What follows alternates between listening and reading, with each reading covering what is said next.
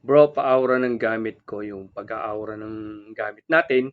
May nagpapa-aura sa atin ng gamit. Pero siyempre, tuturuan natin kayo para hindi na kayo magpapa-aura ng papa-aura. Kayo na mismo mag-a-aura. Pag-uusapan natin ngayon yan. Wala namang agimat, pero nasa puso ang tunay na agimat. Isigaw mo bro, ang lakas ng loob. Kahit walang agimat, laban tayo. Ahiping agimat, boy, walang makakahadlang. Basta nasa puso, tunay na agimat. Ayun, sa ano yung ating kaagimat, yung pag-a-aura ng gamit. Ito yung kanyang katanungan po eh. Pina-aura yung gamit niya. Ngayon, may aral po kasi tayo na tinuturo na kayo na po mismo mag-aura ng gamit nyo para malaman nyo kung may buhay na siya, may kakayahan na siya, may ano na, malakas na ba.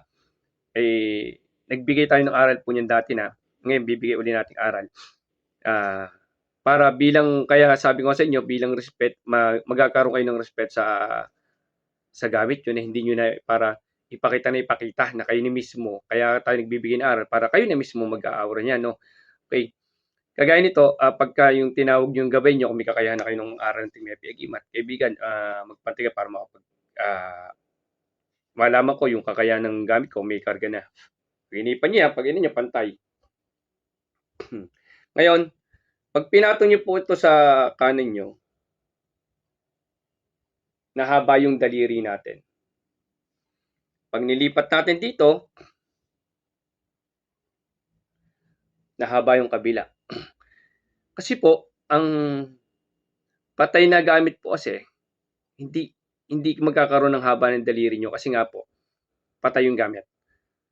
Wala siyang sasabi natin force of energy, of enerhiya na binibigay yung gamit para mapagalaw yung daliri nyo.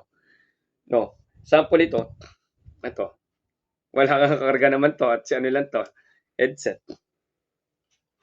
Pantay lang po siya kasi wala pong karga. Ngayon, sa buhay na gamit kasi, napapagalaw niya yung daliri natin, napapahaba kasi nga po meron siyang enerhiyang nakakarga sa ating gamit. No?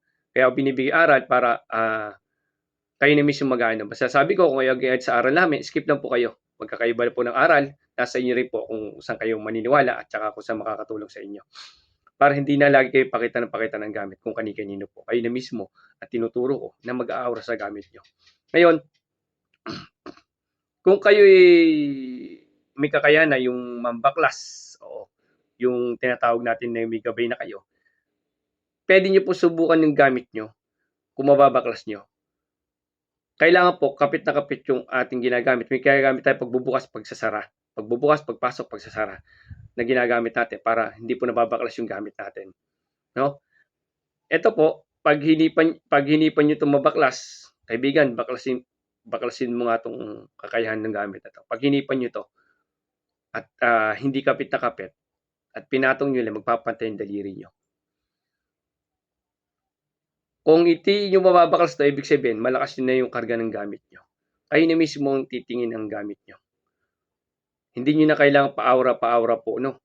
Yung po ay, nasa inyo rin po, pero binibigay ko sa inyong aral na yan, para nabibigyan din natin ng respeto yung gamit natin. Hindi natin para ipakita, pahawak ng pahawak kung kani-kanino.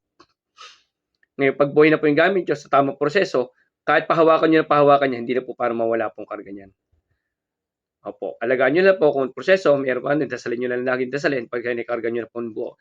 At least, hindi na kayo magpapa-aura, kayo na mismo ang mag-aura sa sarili nyong gamit, hindi nyo na papakita kung kani-kanino po. No? Okay, sana makatulong sa inyo yung konting kaalaman yung kagimat. Salamat, God bless sa inyo lahat. Kung meron kayong dagdag idea, comment down lang kayo. Welcome naman po kayo dito. Basta sabi ko na sa inyo, kung agas kayo sa aral ko, skip lang po kayo. Maraming salamat, God bless sa inyo lahat.